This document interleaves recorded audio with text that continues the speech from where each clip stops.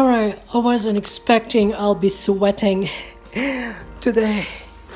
Yeah, so it was I walked into districts here in Addis Ababa, the new flower, after the brekkie today. So that was intentionally.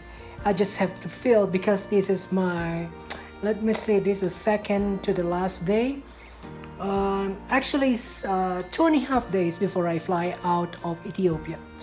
I wasn't expecting I'll be sweating. There you go. Yeah, but because it's pretty cool. But oh, did you hear that? I think I heard a thunderstorm. Hopefully, there's no rain today. Yeah, so I'm sweating. I'm like in the Philippines, but it wasn't scorching hot though. Just because I think it's I walk and it was in a sweater.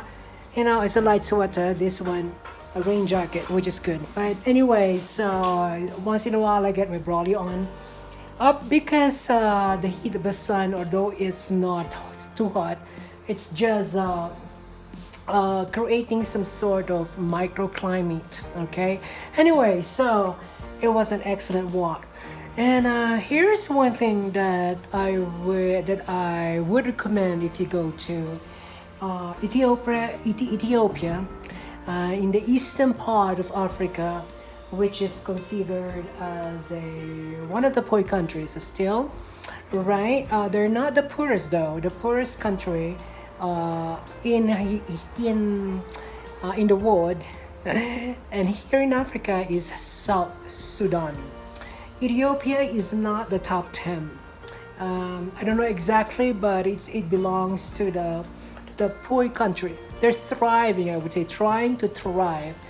Yeah, so it's a combination, particularly here in Addis Ababa. You will see high-rise buildings. Yeah, so in a good-looking apartment and a neat hotel like this. Yeah, but when you walk, you see a variety of people. So of course, so they are Ethiopians. So you seldom see tourists. That's why, in my case, I've been walking here, at least into a district, the Yoka, as well as the Boli district here in Addis Ababa, the capital city. I feel like I'm a sore thumb because it's perspective anyways. So because I look differently, right? And more often than not, when they see me, it's just a way of greeting. So they will say ni hao. They mistaken me a Chinese or sometimes a Japanese. I think those are the only two nations that they know, at least, right? Most common to them.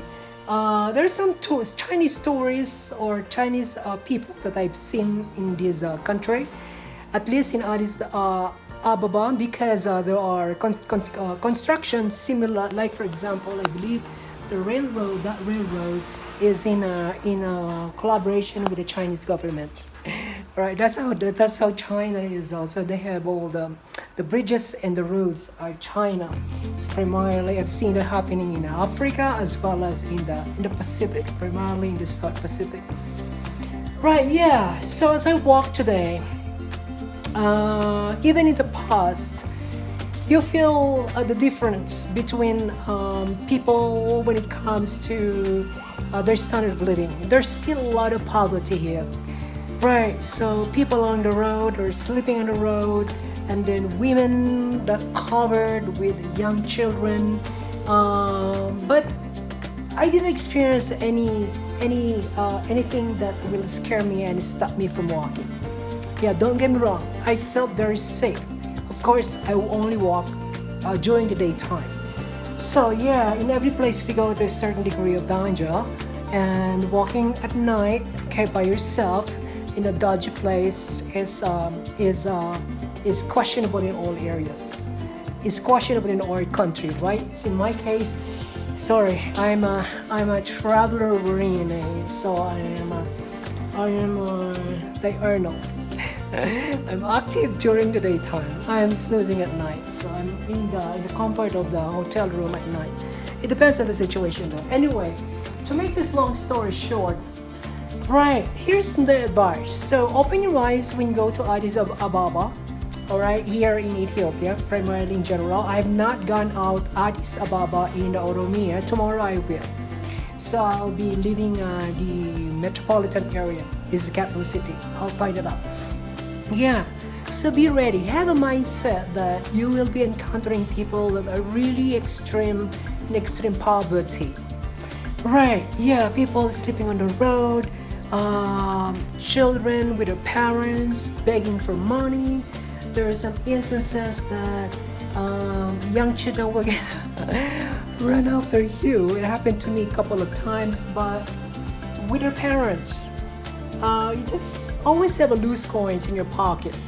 So loose coins in your pocket. So they will really use. I know they really use the money for a good reason, for food, right? It's really for food. Yes. So I don't hesitate. Primarily people that are handicapped. I saw a lot of blind people, right, amputated.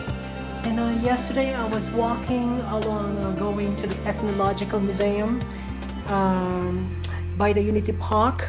I've seen a young person, a male person right on the road with a big heavy leg. I'm pretty sure that person is suffering from some form of elephantiasis. I don't know if you have heard of that. Yeah, so they try panasomiasis. Yeah, that's a little bit of science.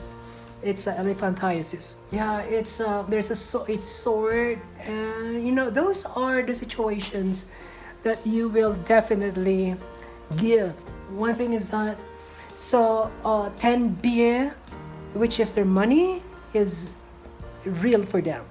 Right, 10 beer is because $1 is 53, and it's very quite inexpensive, by the way. Yeah, so a bread may cost you 5 beer, right? BIR, and I think the regular fare is only 5 beer, right? Because like for example, I purchased a postcard. The postcard is only 5 beer, right? And $1 is 54. So that's just a real good comparison. So when you go to Ethiopia, don't hesitate to give. So be ready with loose change. And today, to be honest, so what I did yesterday is I went to the Boli district. I'm in Yoki district, and the Boli is on the other side. That's where first I stayed. Yeah, I moved hotel because I extended my stay here in Ethiopia. And the original hotel that I was staying, they're fully booked, and I went to another district, which is pretty good. I'm in a different environment now. Yes, but still in Addis Ababa, the capital city. So I went to a bakery, and then I purchased a vegetarian pizza to go, and 2 pieces of banana bread, and what else did I buy? Yeah, and a muffin. They're pretty good. So in one of the bakery there. Bakery is very rare in this area, so I went to the Boli district. And also at the same time, I would like to buy a injera. Right? This is the injera I went because I didn't see any supermarket here that sell injera. So I will try to bring it home. So this is the one that I'm talking about. This was my breakfast this morning. So, but this is you don't eat this way because it's sour. So you eat it with something else. Okay. So I asked the shop. They said this will last 5 days if it is in the fridge. There is a fridge in this room, so I'm gonna put it in the fridge. Hopefully it doesn't. It's sour though, so the sourness will preserve it. So this is see how there are 2 layers, and if you open it up, it's massive. Okay. Got a sidetrack. So another reason is I went to the shop. I want to buy injera. I want to bring it home. Right. Hopefully it lasts long. Anyway, yeah. So I bought a slice of pizza, a vegetarian, a muffin, 2 slices of banana bread, and a big bottle of water, about 1 liter. Yeah. So just to have some food here in my room. Yes, on my way. So I always have loose change in my pocket. 10 will be good, 5 will awesome as well, and then And apparently, so instead of the money, I gave the food that I had, right? I gave the one at a time, and then it's really fascinating to see. Once you give them something, they will just really accept it, and they will close their hand and bow for you. They are Orthodox Christian, and the small things will make them happy, to be honest. So I on my way back to the hotel with my big bottle of water. Right in the corner, I saw getting four young children. It's about middle school children. So they're the ones who clean the shoes on the road. By the way, cleaning shoes is one of the most common business here. Yeah. And then I think that's why I think Ethiopian love shoes, right? You see them, their shoes are really, really clean because along the road there are lots and lots of people, young or old, primarily children, that are really cleaning. They have everything they need, a bucket of water, a scrub, whatnot. I'll post that in one of this video. Yeah, so they were together eating, it looks like injera, this one. They're eating injera in a paper bag, and they were in one corner, and they were just, oh my god, with their hand and on the road, and they were eating. Then I got my water in this bag, right? This is the bag that I had. I got a big bottle of water, and then they saw me with water, and then they just asked me, water? So what I did is that I didn't hesitate. I just pulled out the water and give it to them, and they said thank you. Simple things will make a big difference on how the people feel here, primarily if they are on the road begging for something. And I saw a young man with a kid. On my way, I saw him. He was still there, and I don't have a loose change, so I was expecting that I might see him again. So I gave him the 2 pieces of banana bread. And wow, it's just, I saw the smile. Simple things, it's very inexpensive because they're on the road, right? So yeah, so many things. So don't be scared, by the way. So I did not feel any, I would say, I wasn't scared, going here. Especially walking alone, right? I've been to many places, and then this is the first time I'm here in Ethiopia, which I know that this country. But of course, people are very respectful, and if you ask, they will politely answer you as much as possible, and I feel secure, by the way. So yeah, open your doors, or open your be in a different perspective. Help as much as you can in a small or big way, small ways that's how I can do. And then don't hesitate. Okay, giving them a little bit of your change. Some people think I won't give them money because they will use it for drugs. I don't think so. Maybe some isolated cases. But, primarily they will use it for food, right? They're really begging. So I encourage everybody to go to Ethiopia, right? And see for yourself. And you will learn much. And then you will learn yourself more than you're learning the environment. So how blessed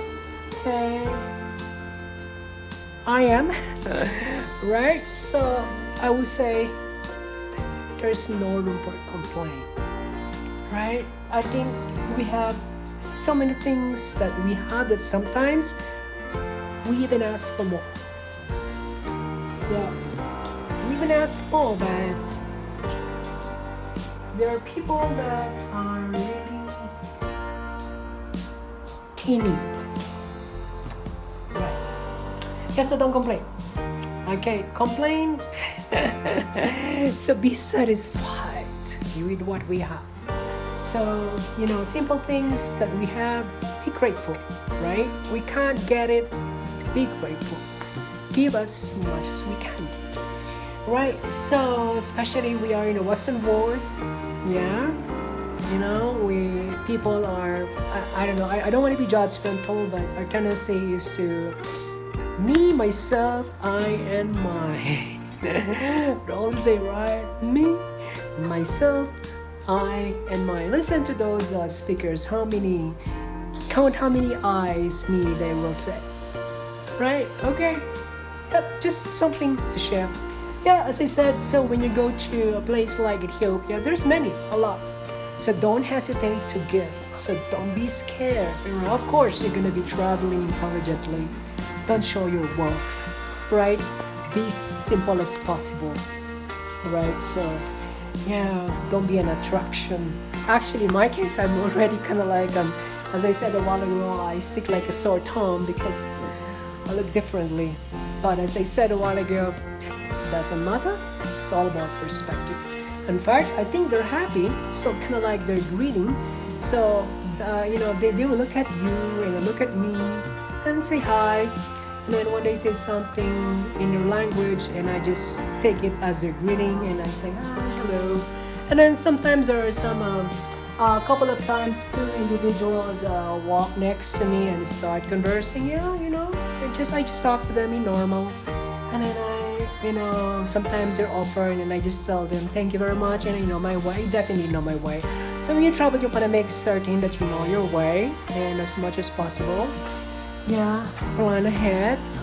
If you will ask to a right person, could be a police officer, right, or a security person. Yeah, so you can, but I will, as much as possible, I wouldn't ask from someone on the street that I feel is a bit dodgy, for your own protection as well. Right, yeah, so but plan ahead, make certain you know where to go. Google Map, if you use the Google Map, very sophisticatedly use it. That's why I use my Brawly with me. So what I do is that I have my phone, so okay, in the Brawly. So they don't see the phone primarily, right? Yeah, people here have phones, by the way. They're mobile phones. They have the flip-flop and they have smartphone as well. Yeah, as I said a while ago, it's a combination of the rich and the poor. And Ethiopia is a hub here in the East Africa, and it is the seat of the African Union. That's why you see a lot of embassies like Namibia, Djibouti, and then all those African Union, including Tunisia. I saw even European embassy, US embassies here as well, right? A lot. So that because this is the hub of the African Union. I think it's trying to be. It's a thriving country, but still, you see huge poverty. Poverty is real. Poverty is real here in Ethiopia. But as I said, Ethiopia is not the poorest, but still, like the Philippines, poverty is real as well. I was there a few days ago, and same thing. But hey, let me tell you, I noticed that here, so they will pay for money, but they will not insist, unlike in other places. And then they have their own small economy. They sell coffee. They clean shoes, right? And then they even saw, children, young children with a weighing scale. And then boys or girls, weighing scale. They have weighing scale, they have this nice bathroom scale. That's like, if you want to know your body mass, you step on it, right? It's their business. Instead of begging, but you see they're trying their best. And then normally what I do is I don't even step on the weighing scale. I'll just give them 5 beer, and they're so happy, right? Once again, Ethiopia is a place to go if you will broaden your perspective and looking at the world the way it is. Okay, living out from your shell. All right. Again, as I said, don't complain. Complain won't take us anywhere. We're gonna be like a rocking chair. It's moving, but it's going nowhere. Let's be satisfied in what we have. Yeah. Yep. Mm-hmm. So help as much as I can. So don't hesitate when you walk in Addis Ababa today. I did 2 district, Yoki and Bole, right? And you see real poverty, right? But don't get me wrong, there's a lot of restaurant here, coffee shop, um, supermarket, groceries, as well as shopping malls. But you see poverty on the road. All right. Once again, traveling is not arriving to your destination. It is a looking at the world with a different perspective. Keep a smile, and the world will smile at you.